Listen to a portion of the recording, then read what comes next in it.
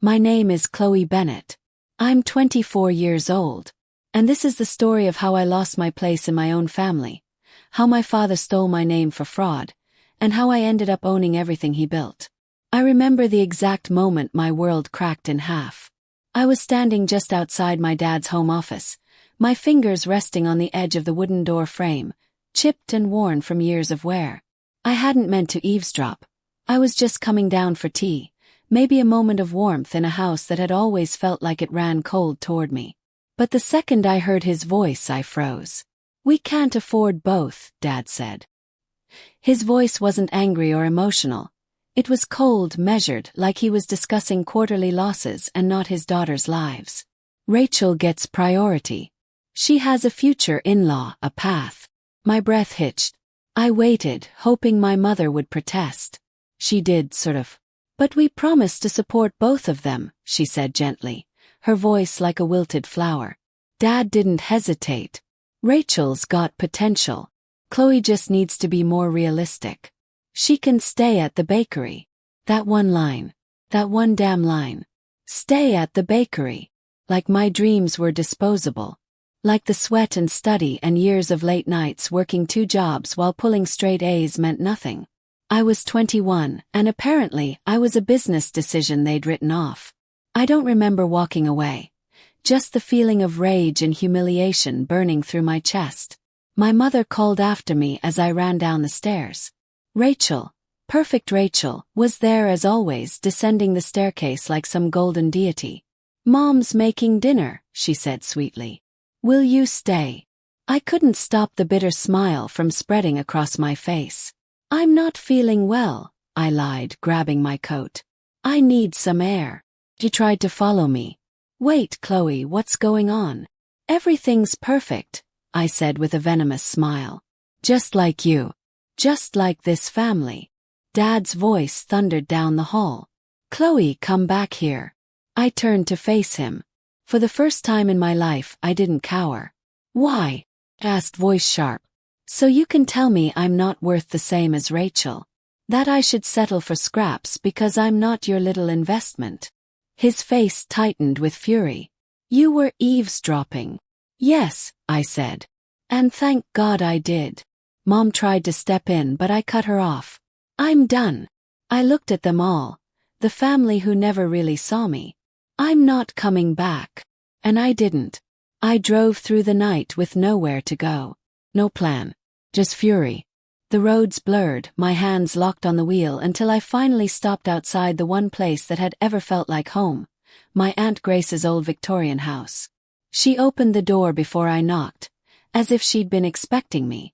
She didn't ask questions. Just wrapped me in a blanket, made peppermint tea, and let me cry. And when I told her everything, every slight, every sacrifice, every cruel word dressed as tough love, she didn't say, "It'll all be okay." Instead, she quietly walked to her old desk and handed me a thick envelope. "I was saving this for when you graduated college," she said. "But I think now is the time." Inside was a bank book. I opened it expecting a couple thousand maybe. But the number staring back at me was life-changing. $124,300. Gasp. "Aunt Grace." She smiled softly. "Your parents had a fund for Rachel. I quietly started one for you." I stared at the balance, heart racing. For years I'd believed I was worth less, meant for less. But someone had seen me all along. That night, I opened my laptop and started researching business schools. I didn't sleep, planned, dreamed. I decided. No more begging. No more bakery. No more being the backup. I was going to build something for myself. 3 months later, I stood in front of Westbridge Business School, holding a student ID with the name Khloe Bennett printed proudly across it. I had gotten there with no help from my family. No recommendations. No funding. Just my grit and Aunt Grace's love. It wasn't just a new chapter. It was a new book, and I was the author now. What I didn't know then, what I couldn't possibly have imagined, was that this path would lead me not only to success, but to uncovering the darkest betrayal yet. My own father had used my name for fraud. And the day I found out was the day I took back everything. By the time the leaves began to change, I had fallen into a rhythm at Westbridge Business School. My days were filled with lectures, case studies, and late-night brainstorming sessions in the library. I majored in business administration with a focus on entrepreneurship. Every time I sat in class, surrounded by ambitious students with polished resumes and family connections, I reminded myself that I didn't need pedigree. I had purpose. My drive wasn't just to succeed. It was to escape the shadow I'd lived under for so long. I'd spent too many years playing second to my sister.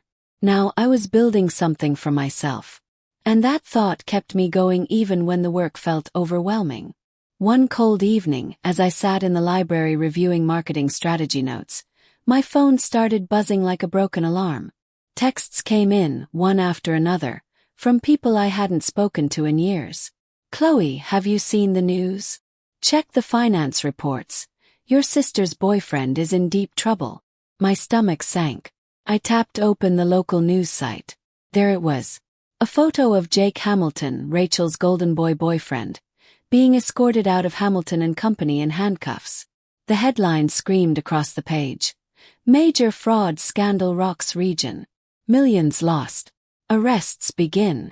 I blinked stunned. Jake, the perfect fiancé my parents constantly shoved in my face, the man they said was going places while I worked the register, had been caught orchestrating one of the largest fraud schemes in the state. The article mentioned possible involvement from lower-level employees and included Rachel's name. I leaned back, 1,000 emotions flooding in. Disbelief. But most of all vindication. For years Rachel had been untouchable. She was their prodigy, the one who got the praise, the investment, the faith. And now, she might have been complicit in a massive financial crime. Just as the chaos was starting to sink in, my phone buzzed again. "Khloe, come home. We need to talk. Family matter." Course. Now I mattered. Now they remembered I existed. Not when I needed help with tuition. Not when I was working double shifts to afford textbooks. Only now when they were desperate. But I didn't rush. I closed my laptop, packed my bag, and walked out of the library like I had all the time in the world. I drove to Aunt Grace's house, not home. Because that other place stopped being home the day they told me to settle for the bakery. When I pulled up to the driveway, I was met by silence. Aunt Grace was reading on the porch, her presence calm and steady. I hadn't told her yet. Not about Jake. Not about Rachel. But she looked up and nodded like she already knew. Less than 5 minutes later, the doorbell rang. Aunt Grace opened it, and there was my mother. Hair a mess, makeup smeared, her composure gone. She looked like a woman who hadn't slept in days. "Khloe, please," she gasped, reaching for my hands. "You have to help us." I stepped back instinctively. "Help you how?" "It's Rachel. She's in trouble. They're investigating her. They think she knew about Jake's fraud and kept quiet. The lawyer says we might have to pay restitution to reduce the charges, possibly hundreds of thousands." I felt like the ground had dropped out from under me again. Only this time I didn't fall. I stood my ground. "And what does this have to do with me?" I asked, my voice calm but sharp. She hesitated. "You have that money from Aunt Grace.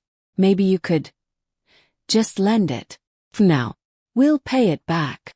I almost laughed. Now they cared about the fund Aunt Grace saved for me. The one no one else contributed to. The one they never mentioned when I was struggling to buy groceries. "That money is for my future," I said, keeping my tone flat. "Not to clean up someone else's mess." Mom's face crumpled. "She's your sister." I clenched my fists. I had heard that line so many times. She's your sister. So I should give more. Work harder. Settle for less. "I'm sorry," I said. "But I won't sacrifice everything I've built for someone who's never once stood up for me." She didn't respond. Just turned and left, the door clicking shut behind her like the final note in a tragic symphony. In the days that followed, things got worse for Rachel. Her name hit every news outlet. Key suspect. Possible accessory. Photos of her in court, looking pale and exhausted, replaced the glossy shots of her at fundraisers and cocktail parties. Their house went on the market. The summer property, the one filled with my childhood memories, was mortgaged. The family was in freefall. And through it all they kept calling, kept begging. But I didn't answer. Couldn't. Not this time. Then, one evening, as I sat on Aunt Grace's balcony reviewing financial statements, my phone buzzed again. New message. One I hadn't expected. Rachel, Khloe. Need you. Just 4 words. But they hit like a punch to the gut. I stared at them for a long time. Part of me wanted to delete it, block her number, walk away forever. But another part, the part that still remembered shared bunk beds, matching pajamas, and whispered secrets, tightened inside me. I typed 2 words in reply. Where at? 30 minutes later, I pulled up in front of a rundown cafe at the edge of town. Rachel sat inside, curled into a corner booth like she was trying to disappear. She looked nothing like the girl my parents once adored. Her coat was old, her makeup smudged. Her eyes, once bright and smug, were red and puffy. You came, she whispered when she saw me. I slid into the booth across from her, arms crossed. Talk. And for the first time in her life, Rachel told the truth. She told me she had seen irregularities in Jake's accounts nearly a year ago, that she ignored them, that Jake told her it was normal, that everyone in finance did it. She wanted to believe him. She didn't want to lose her job or worse, lose the favor of our parents. I was scared, she said, voice shaking. I didn't want to lose everything I'd worked for. I stared at her. You didn't want to lose everything you were given, I corrected. She winced but didn't deny it. Then she pulled a wrinkled paper from her purse. It was a deal. A non-prosecution agreement. The DA would drop all charges if she testified against Jake. But Mom and Dad, they don't want me to sign it, she whispered. They're afraid it'll ruin the family's reputation. Course they were. Their precious mask mattered more than the truth. There's no one else I can ask, Rachel said, eyes filling again. You're all I have left. I looked at her, the pain and betrayal still raw. But I also saw something else, fear. Not the entitled kind I'd seen before. Real fear. The kind that shakes you to your core. I think you should sign it, I said. Not for them. Not for me. But for yourself. Because for once in your life, Rachel, you need to stop hiding behind others. She nodded slowly, tears spilling down her cheeks. Will you come with me? She asked. I stood and grabbed my coat. Tomorrow. 9 a.m. City Hall. Then I walked away, my heart thundering in my chest. Because this wasn't about saving Rachel. This was about confronting the truth, once and for all. The next morning I stood outside City Hall, wrapped in a black coat as the early fall wind whipped through the plaza. The sun had just begun to rise, casting long golden beams through the trees, but I felt no warmth from it. I wasn't here for comfort. I was here for closure, for accountability, for truth. Rachel was already waiting on the steps, her fingers nervously fidgeting with the manila folder in her lap. She looked like she hadn't slept. When she saw me, she stood up quickly, lips parting like she wanted to say something. An apology, maybe. But I said nothing. Just gave a short nod. She got the message. This wasn't a reunion. It was reckoning. A middle-aged woman with sharp eyes and a no-nonsense demeanor met us at the security checkpoint. She introduced herself as Assistant District Attorney Morales and led us into a plain, windowless room deep in the building. Just a table, 4 chairs, and a recording device in the center. There was no ceremony, no comfort, just steel and truth. Are you sure you want to proceed? Morales asked Rachel directly, her voice stern. Once this is on record, there's no going back. Rachel hesitated. Her eyes flicked toward me. I didn't blink. Yes, she said finally, though her voice shook. I'm ready to tell everything. And for the next 3 hours she did. She confessed to ignoring discrepancies in Jake's financial reports, to withholding information from compliance officers, to sending documents she knew weren't entirely accurate. She described the private conversations where Jake had soothed her doubts with charm and condescension, how he'd told her, "This is how real money is made." How she convinced herself she was protecting her future, not enabling fraud. Her voice broke more than once, but she kept going. I sat silent the entire time, arms folded, face unreadable. But inside I was unraveling. Not with sympathy, but with years of buried pain clawing its way back to the surface. Because every sentence Rachel spoke, about the lies, the pressure, the fear of disappointing our parents, was like an echo of my own past. Except when I tried to speak up, I was told to stop complaining. When I asked for help, I was told to work harder. When I cried, they rolled their eyes. But when Rachel fell, the entire family mobilized like an army at war. Still I said nothing. Because this was her truth to tell, and her consequences to face. When she finished, Ada Morales reviewed the statement and slid a thick folder across the table. It contained the official non-prosecution agreement. Rachel would testify against Jake in open court and cooperate fully in the investigation. In return, she would receive a suspended sentence and a civil fine, but no jail time. Outside, Rachel looked like she'd been hollowed out. She stepped into the sunlight with dark circles under her eyes and hands that trembled like leaves in the wind. She turned to me, voice small. "Thank you." I shook my head. "You didn't do this for me." She nodded, understanding. Still, I couldn't have walked in there alone. I didn't answer. Not because I didn't care, but because I couldn't let her mistake my presence for forgiveness. Not yet. The news broke within 24 hours. Rachel Bennett turned state witness. The darling of the Hamilton finance world had fallen, and the media smelled blood. News anchors dissected her testimony. Social media exploded with hot takes. Overnight, Rachel went from hometown hero to corporate pariah. She was immediately terminated from her position.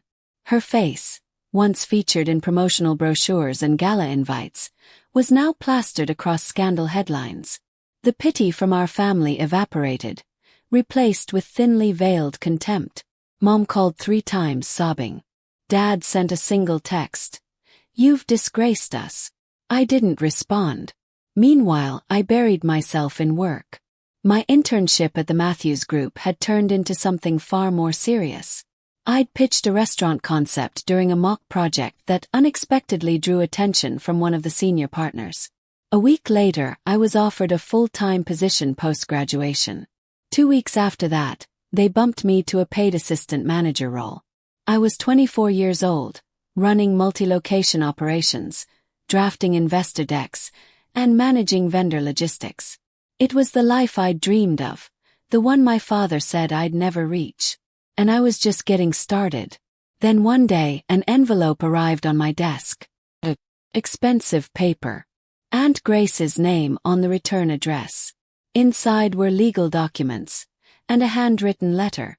"My dear Khloe, if you're reading this, then you're stronger than I even dared to believe. There's something I've kept hidden. Not because I didn't trust you, but because I needed to protect you until you were ready to see it. Your father used your name and Rachel's to set up multiple LLCs. At first, I thought it was just his way of planning for your futures. But over the years, I noticed transfers. Money quietly moved, accounts created using your credentials without your permission. I've spent the last 5 years quietly gathering evidence. Enclosed is everything you'll need. Records, signatures, bank logs, copies of wire transfers. It's all real. And it's all illegal. I kept it hidden because I wanted you to have a choice. Use it however you see fit. Just promise me one thing. Never doubt your worth again. Love, Grace." My hands trembled as I flipped through the evidence. There it was. Dozens of forged documents. Shell companies. Digital signatures I never gave. My father had used my name, my social, my identity to hide money. I thought I'd known betrayal. This was deeper. That night, I called Rachel to Aunt Grace's house. When she arrived, I slid the documents across the table. She opened them with shaking hands. Her face turned white. "They used us," I said simply. "Not just you. Not just me. Both of us." Rachel stared at the papers like they were knives. "How long have they been doing this?" "Years." She said nothing. Just sat there, shoulders hunched, lips trembling. And for once, there was no competition. No ego. Just two daughters. Two victims of the same manipulation. We're taking it back, I said. All of it. She nodded slowly. And in that moment I realized something. Sometimes revenge isn't a scream. It's a signature. We scheduled the meeting for a Tuesday. 9 a.m. sharp. The same boardroom where my father used to parade Rachel around to investors like she was a trophy of his legacy. Where I once fetched coffee for people who looked through me like I was invisible. But this time we walked in side by side. Rachel wore a tailored gray suit. Her hair was pulled back, no makeup, no pretense. I wore black, sleek, simple, powerful. We didn't speak as we entered, but we didn't have to. Everything was about to change. Dad was already there. Sitting at the head of the table like he owned the world. Mom sat beside him, looking tired, tight-lipped, dressed in her usual pearls like they might keep her from falling apart. Their attorney, a slick, expensive man in a tailored navy suit, sat across with a briefcase already open. They were expecting a plea. Compromise. They had no idea we came with a reckoning. I placed the thick manila folder in the center of the table and slid it forward. My voice was calm, almost bored. We need to talk. Dad opened the file. I watched the shift in his expression as the pages flipped. From annoyance to confusion. Then panic. Mom leaned over, her hands shaking. "Where did you get this?" she whispered, her voice cracking. "Doesn't matter," I said. "What matters is what it proves." Inside that folder was everything Aunt Grace had collected. Bank statements, forged contracts, signatures, wire transfers made in my name and Rachel's. It was enough to sink the company. Enough to earn jail time. And enough to ruin them publicly. The lawyer tried to interrupt, but I cut him off with a look. "We're not here for your input. We're here for your signatures." Rachel pulled out a second stack of papers and laid them flat. "Transfer of ownership documents," she said, her voice flat. "Effective immediately. You step away from all operations. Khloe and I take full control of the company, including the main office and assets." Dad stood up, furious. "You're out of your mind." "No," Rachel said, standing to meet his glare. "We're finally sane." "You're destroying your own family," Mom hissed. "You destroyed it first," I snapped. "When you stole from your daughters. When you told me I wasn't worth investing in. When you gambled away our names and futures for your own gain." Dad looked at me, then at Rachel. "This isn't you," he said. "You're being manipulated." Rachel let out a bitter laugh. Maybe I finally stopped being manipulated. Silence filled the room. Then finally Dad sat down. His hand trembled as he reached for the pen. I watched him sign. Each letter looked like it burned. Mom cried the entire time. The lawyer tried to reason, tried to buy time, but there was no use. We had everything. The leverage. The documents. Evidence. And most importantly, we had each other. When it was done, I gathered the signed documents and stood. Rachel looked at me, a flicker of disbelief in her eyes. "We actually did it." He nodded. "Now we fix what they broke." 3 months later, the name Bennett Holdings gleamed in brushed steel above the front entrance of the former Hamilton Capital headquarters. The old family name was gone, buried under the weight of truth and consequence. In its place stood a new legacy. As Cosas, Rachel and I rebuilt from the ground up. We cut ties with the board members who had looked the other way. We eliminated shady accounts, terminated unethical advisors, and brought in a fresh, ethical leadership team. Every contract was reevaluated. Every department was restructured. It wasn't easy, but it was worth it. Rachel took over legal operations, focused on strategic expansion. And together, we laid the foundation for something bigger than our pain. We didn't just want to survive our past. We wanted to turn it into something powerful.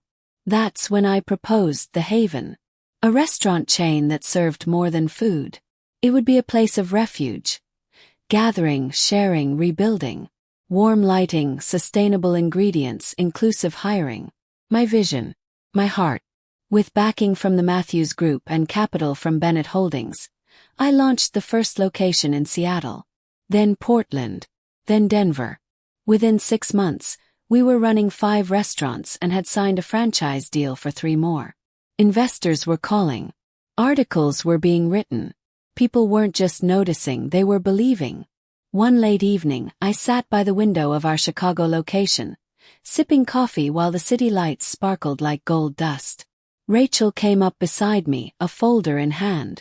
"Our green investment fund just cleared a $2.3 million round," she said, her voice steady but excited. "And the fintech partnership we started last month is now valued at over $10 million. Smiled. "So, we're officially a small empire." Rachel grinned. "More like a revolution." We sat in silence for a moment, watching the rain dance across the windows. "I used to dream about this," I said. "Not the power. Not the money. As being seen." Rachel nodded slowly. "Do you think Aunt Grace would be proud?" I felt a lump rise in my throat. She believed in us when no one else did. "Yes, I think she would." And for the first time, Rachel didn't try to take the spotlight. She just smiled and let the silence say what words couldn't. We had turned ashes into legacy. But there was one last place I needed to visit. A week after we signed the expansion deal for the Haven's 8th location in Chicago, I found myself back in the place I once thought I'd never return to. The old neighborhood. The streets looked the same, but they felt smaller now, like the world had grown and this place had stayed still. As Rachel drove beside me in quiet reflection, I stared out the window, watching the houses blur past. The same sidewalks I used to walk alone, the same bakery I once stood behind, taking orders and swallowing dreams. We slowed as we reached the corner lot that once bore our family name. Hamilton's Artisan Breads. Except now, the hand-painted wooden sign had changed. Clarara's Bakery. The name made my throat tighten. It was Aunt Grace's middle name. The new owners must have kept it as a tribute to her, or maybe she had gifted them the property. Either way, it was no longer a place of confinement. It was a monument to freedom, kindness, to the quiet resilience that saved me. I parked the car and stepped out slowly, my heels clicking against the pavement. The smell of fresh pastries hit me like a memory, warm and layered with bittersweet nostalgia. Through the glass windows I could see laughter, movement, life. People chatting over coffee. A young girl behind the counter, smiling wide. Happy. Rachel joined me on the sidewalk, her hands tucked into the pockets of her coat. "You okay?" I nodded but didn't speak. Just stood there, letting it all wash over me. "This place used to feel like a cage," I finally said. "But now, it feels like closure." Rachel looked at the sign, then back at me. "You turned the pain into something beautiful. You didn't just escape, you transformed." For once, I believed her. We stayed there a long time, just standing outside the bakery in silence. No words, no plans. Just a quiet honoring of everything we'd been through. That night, back at Aunt Grace's house, our house now, I sat on the old porch swing with my laptop in my lap, sifting through financial reports and expansion proposals. The world had changed, but the quiet hum of this porch, the scent of lavender from the garden, still grounded me. My phone buzzed. Text from Dad. "We need to talk. Please. One last time." I stared at the message, unmoving. My instinct screamed no. But something in me, curiosity maybe, clicked open the thread. The message continued. "I know you don't owe us anything. But I want to explain. One final conversation. That's all I ask. Tomorrow, 10 a.m. office lobby." I showed it to Rachel without a word. She frowned. "You don't have to go." "I know. But you're thinking about it." I shut the laptop and leaned back, eyes toward the stars. Not for him. For me. The next morning I arrived 5 minutes early. I waited in the lobby of the Bennett Holdings building, polished and professional, filled with employees who now looked to me as their leader. At 10:01 a.m., my father walked in. He looked older. Not just in years but in spirit. Like something inside him had eroded. The confident, commanding man who used to bark orders across dinner tables was gone, replaced by someone grayer, slower. "Hello, Khloe," he said, clearing his throat. "Thanks for coming. I didn't offer small talk. Say what you came to say." He sat down, adjusting his jacket with nervous fingers. "I've been thinking about everything. The company, your mother, Rachel. And I know I messed up." I raised an eyebrow. "Messed up is generous." He looked away, shame coloring his face. "I was wrong. About you. About everything.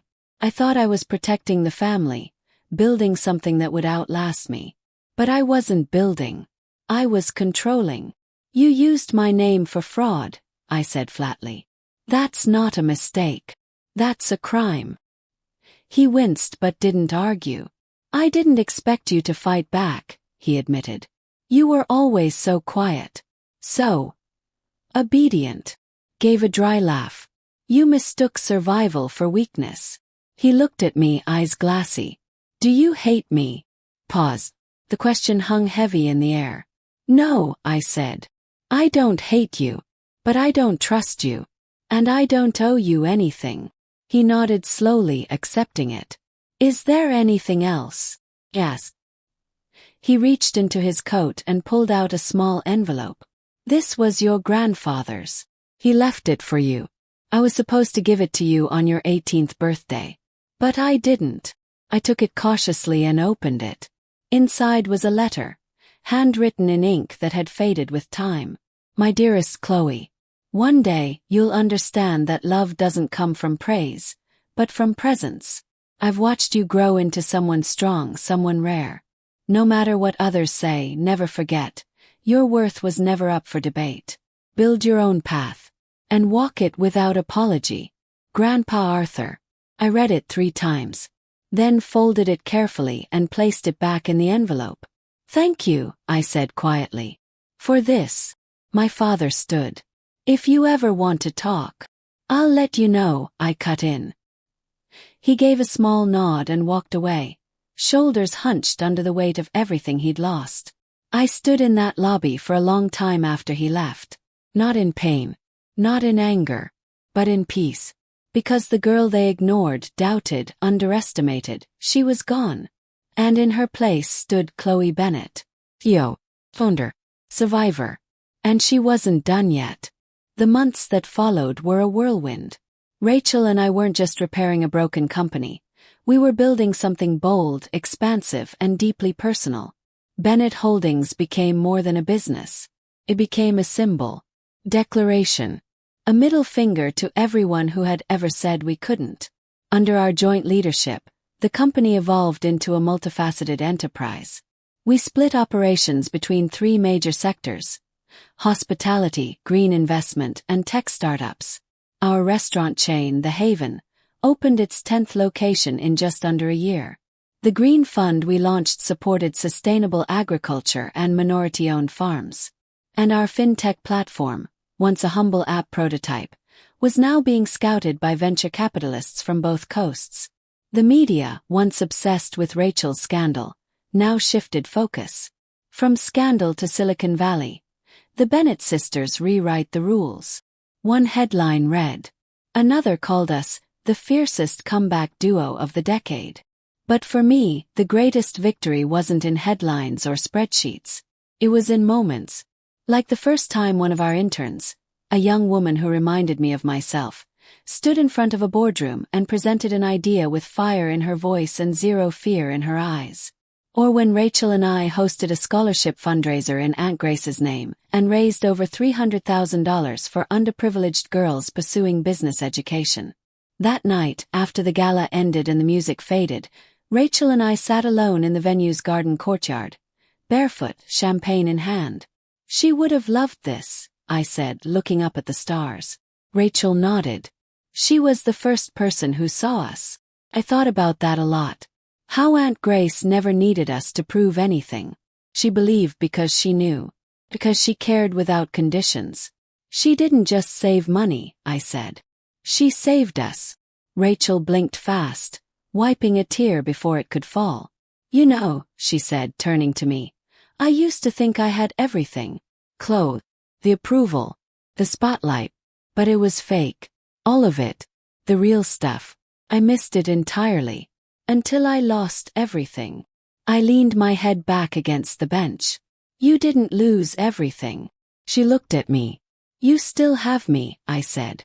Just not the version who'll stay silent. Rachel smiled. That's the one I want. It was strange sitting beside her like this. After everything. After years of distance and resentment. But we weren't those girls anymore. We were women who had crawled through fire, learned our limits, shattered them, and then built something lasting from the ashes. And still, life had one more twist to offer. 2 weeks later, I got a call from a federal investigator. Not about Rachel. About my father. Ms. Bennett, we've been investigating a series of offshore accounts connected to shell companies listed under both your and your sister's names. We've traced several of these to transactions originating from your father's original firm. We'd like to ask for your cooperation. I sat in silence for a moment, then asked the question I had been quietly dreading for months. Is he going to prison? There was a pause. If the evidence holds, yes. Wire fraud, identity theft, and tax evasion. This time, the statute of limitations doesn't protect him. I exhaled slowly. I'll cooperate. Whatever you need. They emailed over the documentation, most of which Aunt Grace had already provided. I sent it all, organized and annotated. Clinical. Professional. But that night, sitting alone in my office, I stared at the ceiling and wondered if any of this would ever really feel like justice. Would it bring closure to see him behind bars? Or was the real punishment already unfolding? Watching the daughters he once controlled rise to build an empire he no longer had access to? I wasn't sure. But I did know this. I would not let his shadow touch a single part of what I'd built. The next morning I held a staff meeting and announced the creation of the Grace Initiative, a mentorship and grant program designed to support women entrepreneurs, especially those from marginalized communities. We funded 5 ventures in our first month alone. And each one carried our name. Our integrity. That afternoon, as I walked through our San Francisco headquarters, I passed by a glass conference room where a pitch meeting was underway. I paused, watching a young black woman confidently walk potential investors through her presentation. Every slide, every fact, every detail. She was calm, focused, fierce. And I saw myself, what I'd been, what I'd become, and what was possible. That evening, as I stepped into my car, Rachel called. Her voice was breathless. Check your email, she said. Right now. Anne locked my phone. Subject. Acquisition interest from Matthews Group. They wanted to buy into the Haven. Not just as partners. As stakeholders. The deal. It figures. I let out a stunned laugh. Are we dreaming? No, Rachel said. We're arriving. We didn't sign immediately. We brought in advisors, lawyers, negotiators. We weren't rushing. We were choosing, with intention, on our terms. But no matter what we decided, one thing was clear. We weren't surviving anymore. We were ascending. The contract was signed on a bright morning in May. Rachel and I sat across from the Matthews Group executive team in a sleek glass boardroom 30 stories above downtown San Francisco. The city shimmered outside the windows, and inside, the energy was electric. 10 months ago, I was a business student fighting for recognition. Now I was co-CEO of a growing empire, shaking hands with investors over a deal worth just under $18.7 million. We didn't sell the Haven. We stayed majority owners. But the Matthews Group bought in as equity partners, giving us access to infrastructure, expansion capital, and global scale. In short, we were going national. And we were doing it our way. After the final signature dried, Rachel turned to me, eyes brimming but proud. We really did it. I smiled wide, real, grounded. We're just getting started. Later that evening, after the champagne toasts and high fives faded, we stood alone on the rooftop of the building. The sun was setting behind the Golden Gate Bridge, streaking the sky in hues of orange and lavender. I used to think I'd only be happy if they saw me, I said quietly. Rachel didn't ask who I meant. She knew. But now, I exhaled slowly. Now I realize I don't need them to see me. I just needed to see myself. We stood there a long while, watching the sky change, letting the moments sink into our bones. That weekend we returned, just the two of us, to the bakery one last time. Clara's was in full swing.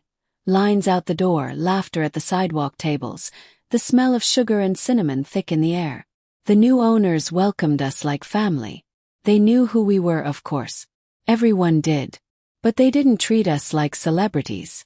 They thanked us for not tearing the place down, for preserving its heart. As we sipped coffee by the window, a little girl, maybe 10, peeked at us shyly from across the room. She keeps looking over, Rachel said with a smile. Wave. The girl lit up and came over slowly, a napkin clutched in her hand. Are you Khloe Bennett? He nodded. That's me. Her eyes sparkled. My mom told me you started a company after working here. I want to start one too someday. My throat tightened. You will. She hesitated. Can you sign this? I did. Wrote. Dream louder than the voices telling you no. Khloe B. After she skipped away, Rachel looked at me, grinning. You've got fans now. I laughed. Let's just hope she grows up in a world that doesn't try to convince her she's second best. And then it happened. A few days later, we received a formal letter from our family's attorney. Our father had been indicted. Wire fraud, identity theft, tax evasion. The shell companies Aunt Grace uncovered were only the beginning. The feds had found more. Offshore accounts, money laundering. He was facing a long list of charges. And this time there would be no deal. Mom refused to speak publicly. Her friends stopped returning calls. The family name, once so carefully curated, was now synonymous with scandal. They had tried to protect their reputation by silencing us. But it was the truth that shattered them in the end. I didn't celebrate. I didn't attend the court hearings. I didn't watch the news segments. Because I didn't need to. I had already won. Not with revenge. Not with headlines. But with healing. With ownership. With becoming everything they said I couldn't be. 6 months after the indictment, Rachel and I were invited to speak at a Women in Business Summit in New York. Thousands of people. Standing ovation. Flashbulbs. Applause. But the moment that stayed with me. As we stepped off stage, a woman in her 60s with salt and pepper curls grabbed my hand. My daughter almost gave up on college, she whispered. Then she saw your story. She's back in class now. Thank you. That was it. The moment I stopped carrying the weight of the past. Because we weren't just rewriting our own narrative. We were giving others the courage to rewrite theirs too. That night, as Rachel and I celebrated quietly at a small jazz lounge, she raised her glass to me. To everything we lost, she said. I clinked my glass against hers. And everything we've built. We drank, not as rivals, not as survivors, but as sisters. The next morning, I stood alone by the hotel window, watching the city wake up. My reflection looked back at me, strong, clear-eyed, calm. I wasn't the backup anymore. I was the blueprint. Khloe Bennett, once the forgotten daughter in a family ruled by favoritism and lies, had become something no one predicted. A visionary, a builder, a woman who rose not just from the ashes, but through them. And she didn't just reclaim her name. She made it unforgettable. Sometimes, the greatest revenge isn't a courtroom or a headline. It's living a life so full of power, purpose, and peace that the people who once dismissed you have to watch from the sidelines as you thrive. Your worth was never up for debate. Let that be the legacy. If Khloe and Rachel's journey moved you, drop a comment below and share your own story of resilience. Don't forget to like, subscribe, and follow Revenge Echoes, where stories speak louder than revenge.